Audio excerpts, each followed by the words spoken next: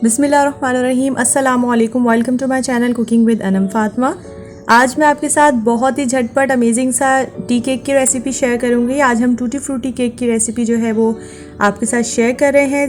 ख़ास बात यह है कि हम ओवन के बगैर, हैंड बीटर के बगैर, जो भी मशीनरी होती है ना उसके बगैर आज हम घर पे बनाएंगे बहुत ही झटपट सी रेसिपी। तो चलें अपनी रेसिपी को स्टार्ट कर लेते हैं। एक इम्पॉर्टेंट टिप ये है कि हमें जो एग्स है ना, अंडों को बहुत ही ज़्यादा ठंडा नहीं यूज़ करना, रूम टेम्परेचर पे होने चाहिए, तब हमें इस पे केक में यूज़ करना है।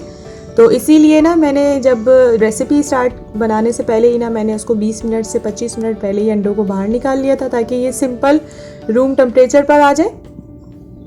इसके बाद मैंने एक जो है वो अंडा लिया है और साथ ही हाफ़ कप के करीब मैंने शुगर लिया है।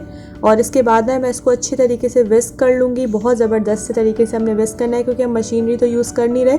और ये जो स्टेज है ना बहुत इंपॉर्टेंट होता है गाइस, क्योंकि इसमें हमें बहुत अच्छे तरीके से इसको मिक्स करना होता है। इससे ये होता है कि हमारा जो केक है ना वो बहुत फ्लफ़ी और मज़ेदार सा बनता है। एक एक करके मैं इसमें अंडा डालती जाऊंगी, और चीनी तो मैंने वैसे ही ऑलरेडी डाली हुई है। साथ ही जब वो मिक्स भी हो जाएगी ना, चीनी भी जब तक थोड़ी डिज़ोल्व नहीं हो जाती तब तक हम इसको बीट करेंगे। मैंने यहाँ पर तकरीबन इसको 10 से 15 मिनट तक के लिए अच्छे तरीके से बीट कर लिया था। और ये देखिए इसमें अच्छे से ना झाग आ गई है और इसका कलर कितना देखिए चेंज हो गया अंडों का। तो बस यही फॉर्म हमें लेकर आनी है और कोशिश करना है कि ज़्यादा से ज़्यादा हम इसको इस टाइम पर बीट कर लें। अगर आपके पास ब्लेंडर जार है ना, तो आप उसमें भी ये सारी चीज़ें ऐड कर सकते हैं। अंडा, चीनी, ऑयल, ये सारी चीज़ें ऐड करने के बाद ना उसको 10 से 15 मिनट के लिए ब्लेंड कर लें। उससे भी बहुत ज़बरदस्त सा आपका केक जो है फ्लफ़ी हो जाएगा और ये सारी चीज़ें अच्छे से मिक्स हो जाएंगी। मैं यहाँ पर जो है ना पर्सनली जो हैंड विस्क यूज़ कर रही हूँ, क्योंकि मुझे आपको इसी तरह से ये सिखाना था, तो इसीलिए मैंने यहाँ पर यूज़ किया। बट आप इसको ब्लेंडर जार में भी बना सकते हैं। साथ ही फिर मैंने इसमें ऐड कर दिया घी हमने इसलिए यूज़ किया ताकि बहुत ही ज़्यादा फ्लफ़ी और अच्छा सा बन जाए। आप इसमें ऑयल भी यूज़ कर सकते हैं, बट जो घी है ना उससे इसका एक खस्तापन आता है और वही वाला टेस्ट होता है जो बेकरी से हमें मिलता है। साथ ही मैंने इसमें 1 पिंच के करीब जो है ना, 1 से 2 पिंच जो है वो सॉल्ट ऐड कर दिया था, 1/4 टीस्पून के करीब। और वनीला एसेंस ऐड किया मैंने 1/2 टीस्पून, ताकि जो अंडे हैं ना उसकी स्मेल भी ख़त्म हो जाती है और इसका एक अच्छा सा टेस्ट भी आ जाता है, वैसे जैसे हम बाज़ार से लेते हैं। तो इसीलिए मैंने वनीला एसेंस ऐड किया है इसमें।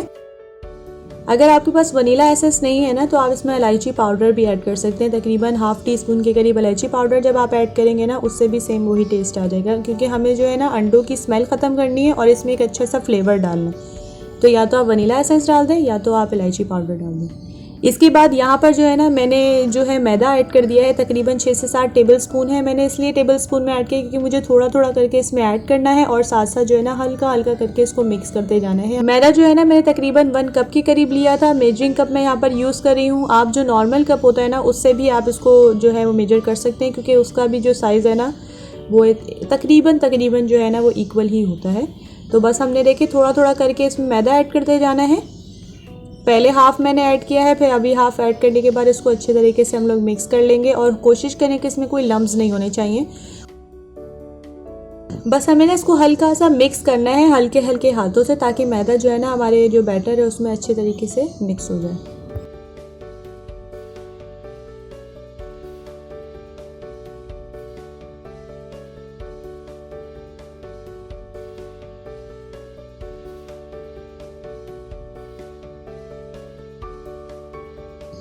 अब मैं इसमें ऐड कर दूंगी बेकिंग पाउडर। बेकिंग सोडा नहीं, बेकिंग पाउडर ऐड किया है मैंने 1 टीस्पून, और बेकिंग सोडा भी साथ ऐड किया है 1/4 टीस्पून के करीब बेकिंग सोडा ऐड करके ना इसको अब हमने अच्छे से मिक्स कर लेना है। मिक्स करने के बाद हम इसको थोड़ा सा साइड पे रख देंगे जब तक मैं यहाँ पर रेडी कर लूँगी अपना मोल्ड।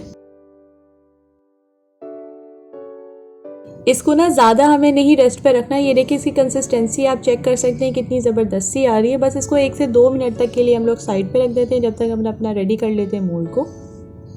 यहाँ देखिए मैंने सिंपल मोल्ड ले लिया है, जिसके ऊपर हम लोग अपना केक का जो मिक्सचर है ऐड करेंगे। उससे पहले मैंने इसके ऊपर ऑयलिंग कर ली है। आप चाहें तो बटर भी यूज़ कर सकते हैं। अच्छे तरीके से देखिए हम सारी जगह पे ना चारों कोनों पे ऑयलिंग जो है वो कर लेंगे। अच्छे से हमने ऑयल स्प्रेड कर लेना है। इसके बाद मैंने यहाँ पर 1 टेबल स्पून के करीब मैदा ले लिया है और मैदे को इस तरह से हम लोग यहाँ पर इसके अंदर जो है स्प्रेड करेंगे। इसके अलावा अगर आपके पास बटर पेपर है तो आप बटर पेपर भी यूज़ कर सकते हैं, बट मेरे पास नहीं, तो मैं यहाँ पर मैदे के साथ आपको सिखा रही हूँ। तो उसमें जस्ट मैंने मैदा ऐड कर देना है और इस तरह से चारों तरफ ये देखिए मैंने इसको स्प्रेड कर देना है। अच्छी तरीके से हमने इसमें मैदा जो है वो लगाना है ताकि हमारा जो केक है ना चिपके नहीं, और उसके बाद सारा मैदा जो है हम साइड पे झाड़ देंगे और उसको रख देंगे साइड पे। यहाँ पे मैंने टूटी फ्रूटी ले ली है, तकरीबन 2 से 3 टेबल स्पून के करीब यहाँ पर टूटी फ्रूटीज़ लिए हैं मैंने। और इसको भी हम लोगों ने ना एक चेक करना है, इसमें भी हम मैदा ऐड करेंगे। अगर हम इसमें मैदा ऐड नहीं करेंगे ना तो ये हमारा जो केक है ना उसके बेस पे चली जाएगी और बिल्कुल भी नीचे जाके ना ये मतलब जल सकती है नीचे, बिल्कुल ही सारी जो है टूटी फ्रूटीज़ ना हमारी जो केक जो होगा ना उसके नीचे की तरफ चली जाएगी। तो उससे ये होगा, इसका टेस्ट भी अच्छा नहीं होगा और ज़्यादातर ये होता है कि ये जल सकती हैं और इसका टेस्ट बहुत ख़राब हो जाता है। तो इसके लिए हमें मैदा जो है इसके ऊपर लाजमी लगाना होता है। उससे ये होता है कि ये हमारे बेस जो केक है ना उसके नीचे तक नहीं बैठेंगी, बल्कि ये ऊपर ऊपर रहेगी और अच्छा सा इसका टेस्ट आएगा। और यहाँ पर देखिए हमारा जो केक का बैटर है वो भी बिल्कुल रेडी है। बस अब इसमें ना टूटी फ्रूटीज़ ऐड कर देंगे और टूटी फ्रूटी ऐड करने के बाद ना हमें बहुत ज़्यादा इसको मिक्स नहीं करना, जस्ट हल्का सा मिक्स कर लेना है। इस तरह से हल्के हल्के हाथ से हम देखें मिक्स करें इसको।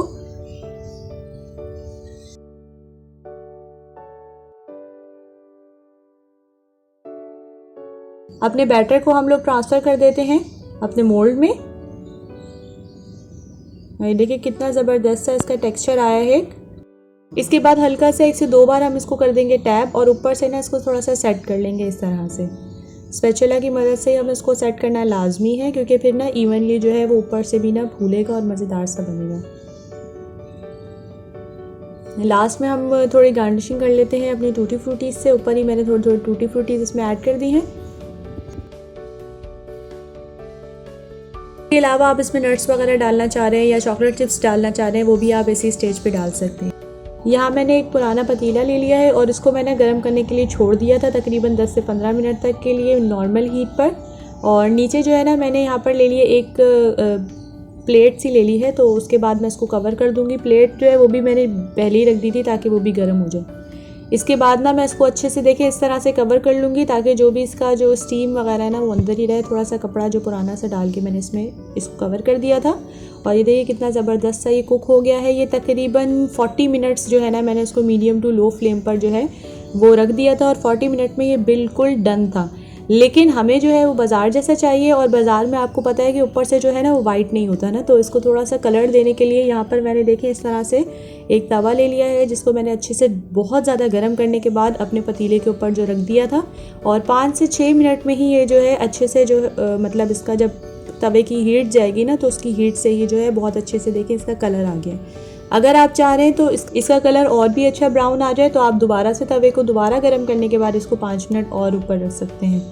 ये देखें हमारा जो केक है बिल्कुल डन है। मैं इसको थोड़ा सा ठंडा होने के लिए छोड़ दूँगी 1 से 2 मिनट तक के लिए, फिर उसके बाद हम इसको निकाल लेंगे। निकालने से पहले ना मैं इसको साइड्स पे थोड़ा सा इसको इस तरह से साइड छुड़वा दूँगी। वैसे तो हमारा केक बिल्कुल डन है और देखिए साइड्स भी बहुत अच्छे से इसकी छुटी हुई हैं, लेकिन थोड़ा सा हम लोगों ने ना जो कॉर्नर्स होते हैं उनके ऊपर थोड़ा सा इसको सेट कर लेना है और थोड़ा सा टैप करेंगे और टैप थोड़ा सा करने पर ही ये आराम से बाहर आ जाएगा।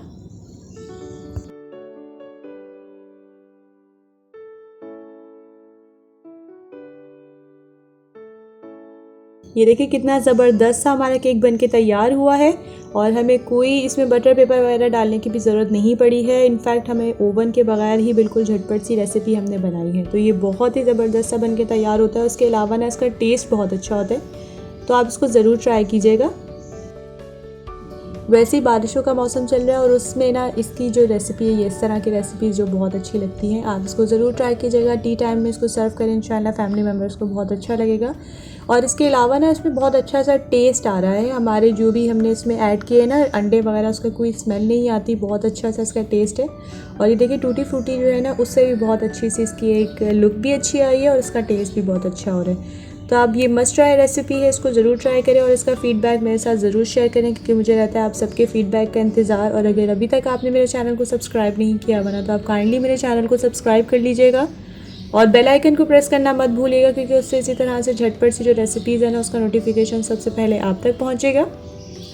हम मिलेंगे इंशाल्लाह नेक्स्ट वीडियो में एक नई और ज़बरदस्त सी रेसिपी के साथ। तब तक के लिए अपना बहुत बहुत ज़्यादा ख्याल रखिएगा और मुझे रखिएगा अपनी दुआओं में याद।